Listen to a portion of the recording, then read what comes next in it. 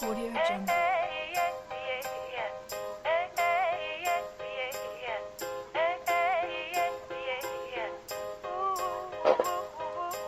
Audio Jungle.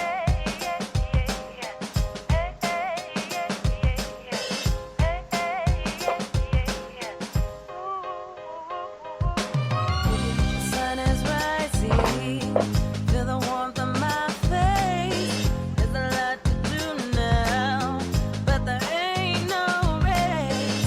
I sip my coffee, I'm feeling fine. No need to work yet, I'm gonna take my time. It's a brand new day, gotta take it on my way, gotta take it on my way. It's a brand new day, gotta take it on my way, gotta take it on my way. Good evening. Welcome to WSBI, your Resource for Success podcast program, where you get to meet inspiring women-owned businesses from across the country. My name is Kimberly McLemore, and I am your host. With us, we have Simone Yard, President of Sleek Design and Branding.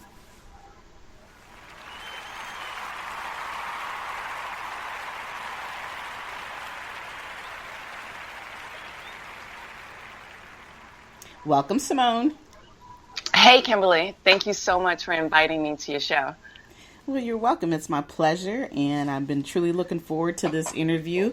We've been kind of having an opportunity to interject here and there through Facebook, and I really appreciate you trying to give my business an opportunity and providing some offers and so forth. So I'm really looking forward to getting through this interview together. Great. So tell me a little bit about yourself and tell the listeners what you've been up to lately. Sure. So I am, as you mentioned, I am running a digital agency. So basically what we do is our core business is developing mobile apps and responsive websites for small businesses. Okay. And tell me, just backtrack just a little bit. Tell me a little bit more about Sure. who you are and before we get into some of the business piece of it.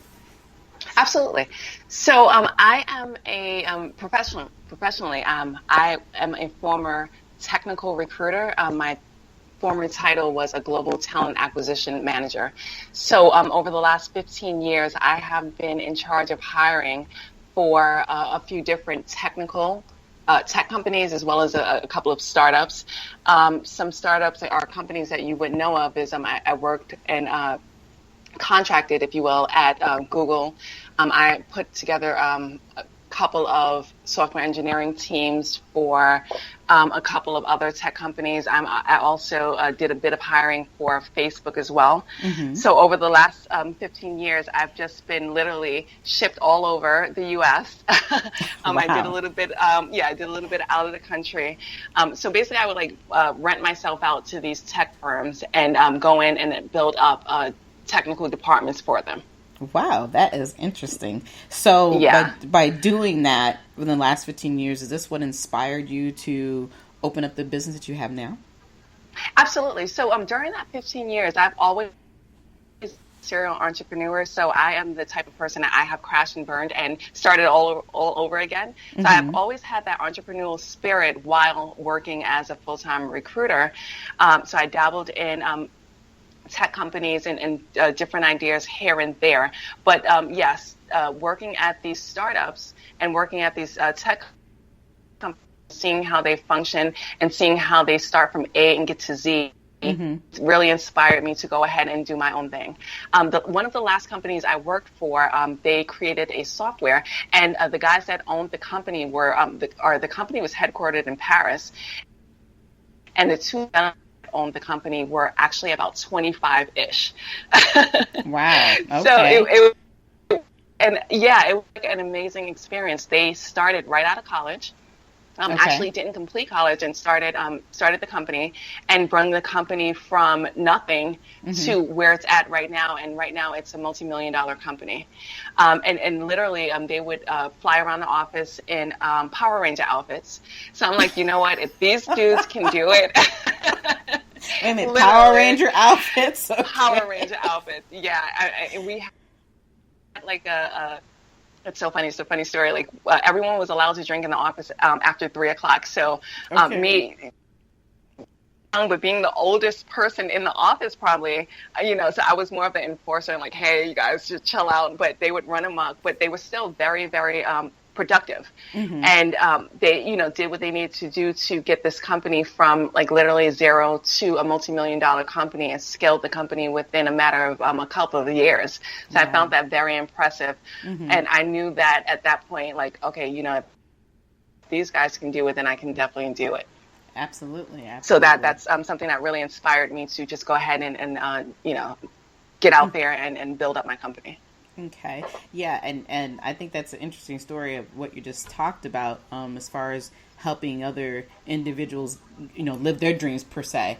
And the thing, Exactly. And the thing that I like that you were saying, it proves every day that it's not about how many degrees you have. It's about how much you love the work. And whether they were 25 or 55, the key is that they were doing something that was needed and it was done right, and you were able to be a big part of that. So I think I applaud you for being able to come in and start your own business. So your organization is more of a full service design and development branding agency. Talk a little bit about what it is that you help individuals as they come in and they're new in business. How do you get them to open up to make them understand what the branding is about to make them successful?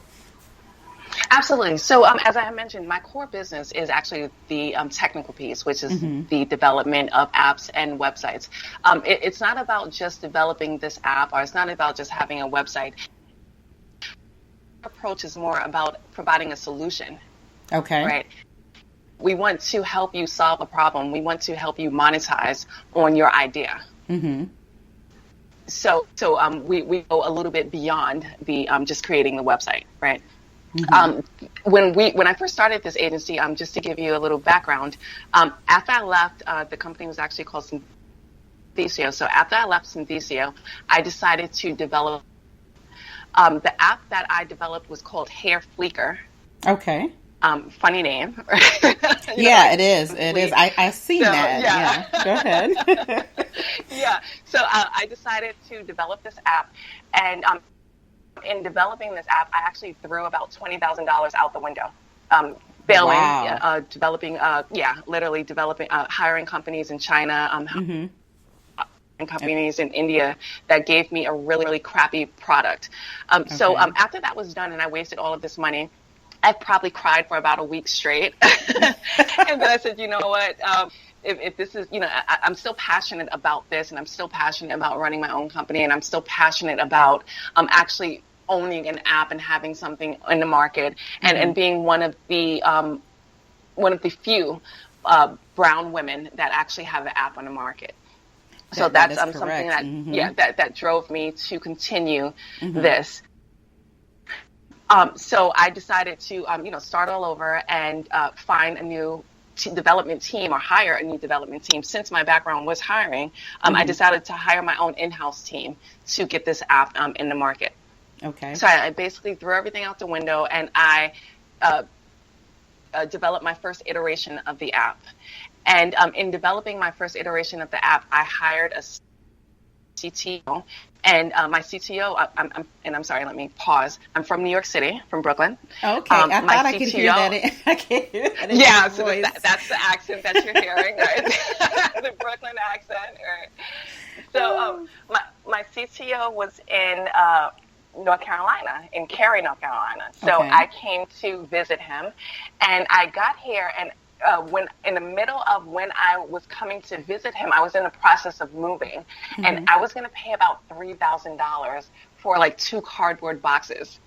And he's like, "Oh, you must come here. Just come. You'll love it." I'm like, "No way. I hate the South. I'm not coming." But I ended up coming, and he's living in like a mini mansion for a quarter of the price I was going to pay for the 2 cardboard boxes. Right. So I got back to New York. I said, you know what? Let me start pitching my idea and see if I can get picked up in North Carolina. I started pitching my idea, and I actually got picked up by 2 Google incubators here in Raleigh. Really? So they invited me to Wow. come. Yeah, yeah. So they actually invited me to come down, and they were going to help me or position me to take in investor capital.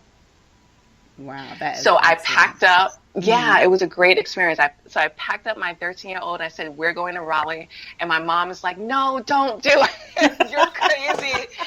Just stay here." So I'm like, "Mom, like I honestly can say it was like my calling to be here." Hmm.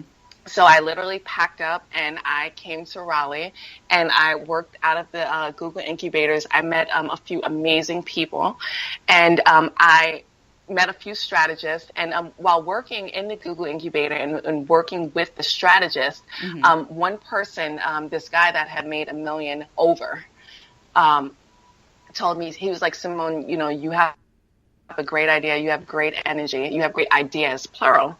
What I would suggest to you is to actually not take the investor capital. And if you can fund it yourself, go ahead and fund it yourself, because when you take investor capital, it's like giving away a piece of your soul." Right, and I agree with that. Hmm. This gentleman was he was like so passionate about it. Hmm. And it spoke to my spirit. I said, "You know what? That's what I'm going to do." So I left the Google incubators. And in order for me to be able to fund the app development, I decided to, okay, what do I like to do? I love to help people. I love to work with small business owners. I know how to create websites. I know how to create apps. I know how to run a tech team. So let me go ahead and start my website development company. Wow. So in January of 2017, Hmm. I incorporated again as a North Carolina company.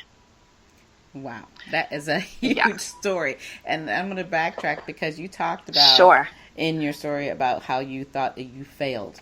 And Yes, I love it when people talk about the true understanding of what it means to be in business, and people think, oh, if I fail, I'm never going to do this again. That is not true. You did not fail. What you absolutely. Yeah, did was you understood what it was that you truly needed to do, that having the outsiders, help you with something that your vision, they couldn't really truly see your vision. And all they did was took your exactly. money.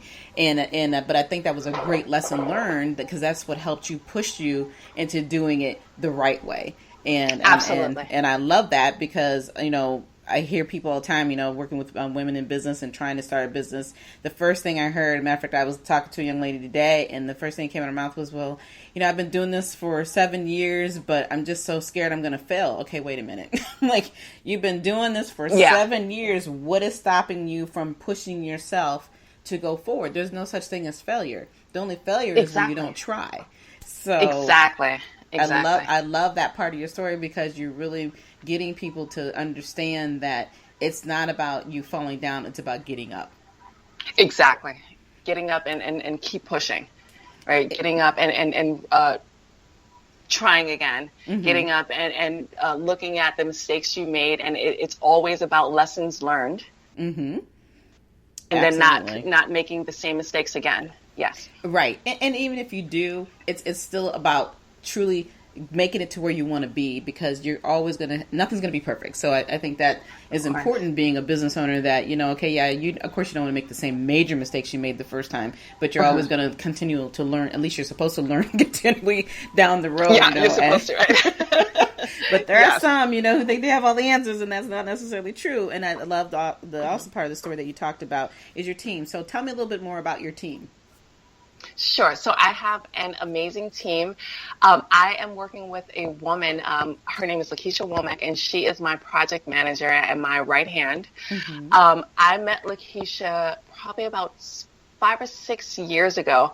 As I mentioned to you, I was like a serial entrepreneur, so I tried like everything under the sun. Hmm. I owned a few job boards, and I tried. I swear that I came out with like the first MySpace, but MySpace beat me to it. So Oh, wow. yeah, yeah. The company is actually called Double Impact Entertainment, and it had the same business model as MySpace, but Hmm. MySpace had way more money than me and way more technology and more complex features and all of this. So they basically beat me to the punch. But Hmm. she was my business consultant. So fast forward to 2016, it just so happened that at the same time I relocated to Raleigh, North Carolina, she actually had relocated temporarily to Charlotte, North Carolina, to work on the Hillary Clinton campaign. Really? Really, yeah. So I ended up contacting her because I needed someone that I can trust. Right. Help me to scale this business. So I contacted her and she's like, Simone, oh my God, I'm in Charlotte. And obviously Hillary Clinton didn't win the campaign. So she was kind of out of a job. I'm sorry. I should laugh at it. I get it. Yeah. So she's kind of out of a job. She loved my idea and she loved my passion. And she's like, you know what? I want to come and be on your team. So Lakeisha is serving currently as my brand strategist. She's my marketing expert, and she is also secretly like my business consultant still. Okay. You know, I still kind of lean on her for that stuff, but she actually handles my branding and marketing and project management when we are taking on clients for a full branding package. Wow, that's excellent. Yeah. Aside from Lakeisha, we also have a couple of designers. And they happen to be all women as well. So I'm really like into women empowerment and getting women in technology because me being a tech recruiter for 15 years, I've never had the opportunity to hire a woman because there's just not enough out there that are in tech. So I found two amazing women, graphic, and they are on my team. Their names are Brandy and Dominique. Okay. Aside from those two ladies, I also have a salesperson, and his name is Xavier. Okay. And he helps me with business development. Awesome. Well, I like the fact that you have a team, and I think that's important that they, help you continue to grow your vision and of your business. Absolutely. And, because we all realize that, even though you're a serial entrepreneur and you've probably been a solopreneur for a long time, you realize that in this type of a business, you can't do everything on your own. And so I like the fact that you have these other women that are helping you out, and you have a team of people that you can trust to continue to move forward and develop your business. So you have this team, and with this particular team, you said that they actually will help other companies with their branding and their packaging and so forth. So just give me a quick walkthrough of how that works. So if we have somebody new coming on board and they're like, hey, I got this great idea, but I just don't know how this is going to look. How do you guys determine to give them that vision that they need?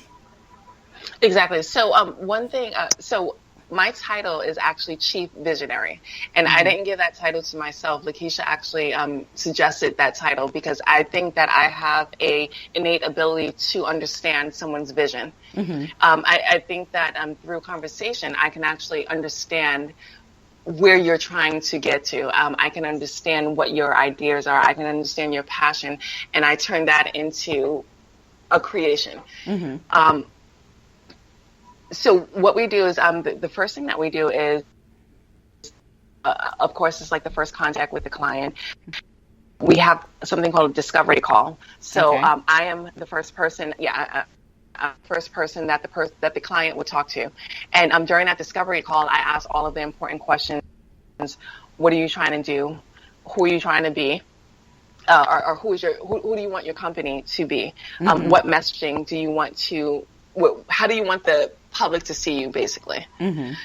After that, then we forward and contracts is sent, contracts is signed, and once the contract is signed, then we do something called a kickoff call, and that is usually with myself and Lakeisha, because since Lakeisha is the branding expert.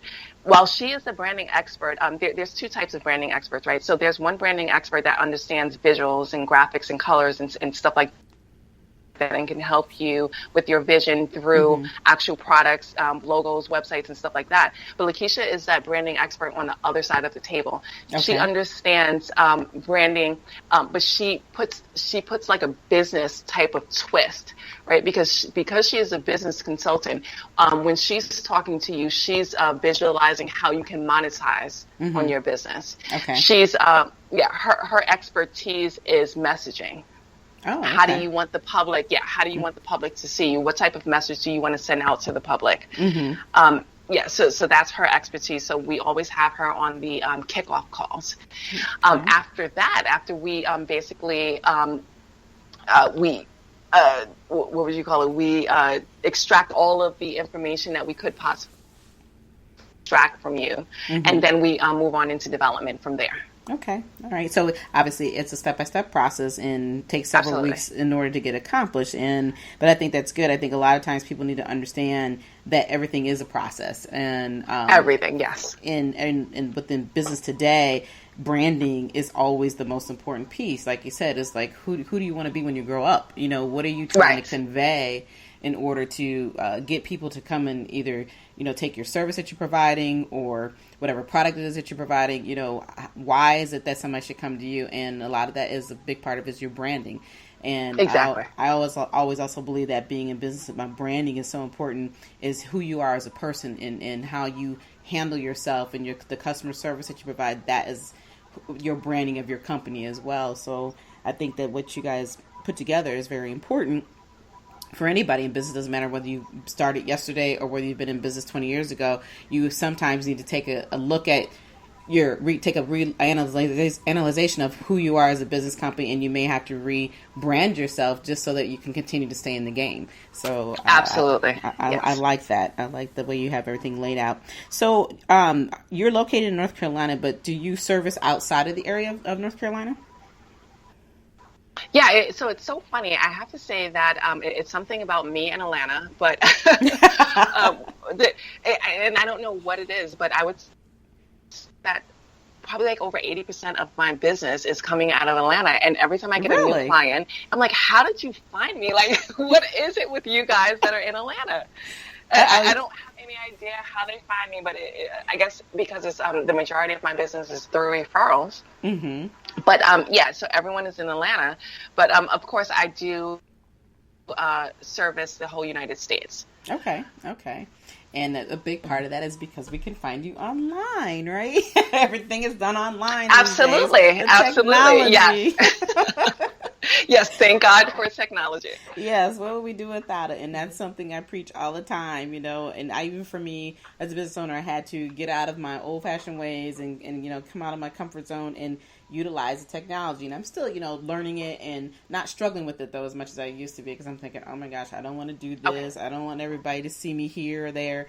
But in the world of business, if you don't utilize that social media and do everything through technology, you are not going to make it. And so Exactly. I think it's important that we have more companies like yours, so people really do understand that you have to have this piece in order to survive in being a business owner.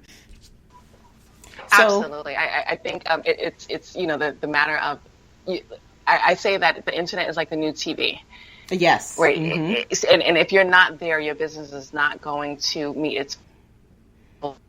You have to be on the internet. You have to be marketing on these social media platforms. Like, you have to be present and you have to be there. I even had to open myself up as I did most of my marketing through the LinkedIn platform. Okay. I would say that I did probably 90% of my hiring through the LinkedIn platform because I was centrally located in New York City. However, I had to support globally. So I would hire people from Paris, I would hire people from Singapore, and I would hire people from LA, from New York City. So the internet opened that up for me. And then moving over to this business, I had to open myself up on Facebook, which I had only to doing this, I only use Facebook for personal reasons. I would have never thought that I would use Facebook for business, but things have changed because I get the majority of my business through Facebook. Right.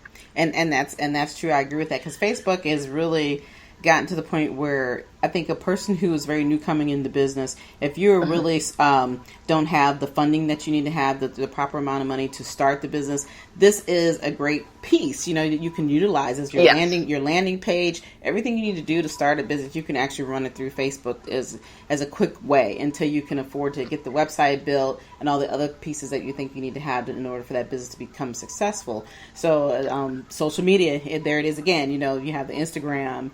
You have Twitter, and you have all these other pieces out there that some people can utilize for their businesses. And you're right, it's coming out of that comfort zone. But if you can see that Facebook is working for you, then, you know, most people need to understand that it's very important, because like I said, still deal with clients who just refuse to get on social media, and I'm like, why? Yeah. What is the problem? You know, it's not that hard. Yeah. So it's just great to hear your story and all the things that you have accomplished and what you're trying to do. And a big part of everything you do is about helping people. So if you had one thing that you wanted to share with a woman and they want to go in business, what would that advice be? I would say be passionate. Do something that you are really passionate about is the number one thing, because then it doesn't feel like a job. It feels like a blessing. Mm-hmm. The second thing I would say is my fiance loves to tell me every time I'm crying, I'm like, I don't want to do this anymore. He's like, keep plucking. He's like, Simone, you got to keep plucking. I'm like, what does that mean? And he's like, you know, just keep plucking, keep trying, and just keep pushing. Mm-hmm. You know, you're going to fail. It's going to be bad days. It's going to be hard times, but you just got to push through it. So I would tell any woman entrepreneur, it's going to be hard. You are going to fail. Learn from your mistakes and keep plucking.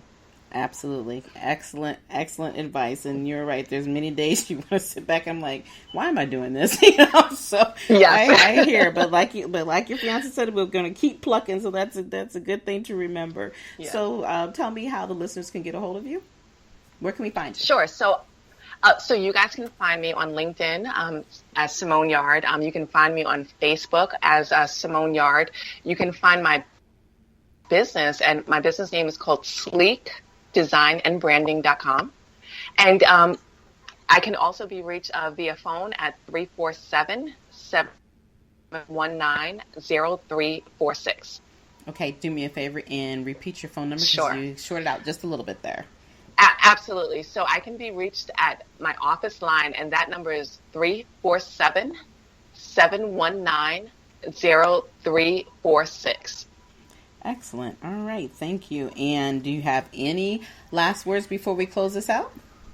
I don't, but I just want to thank you for inviting me to your show.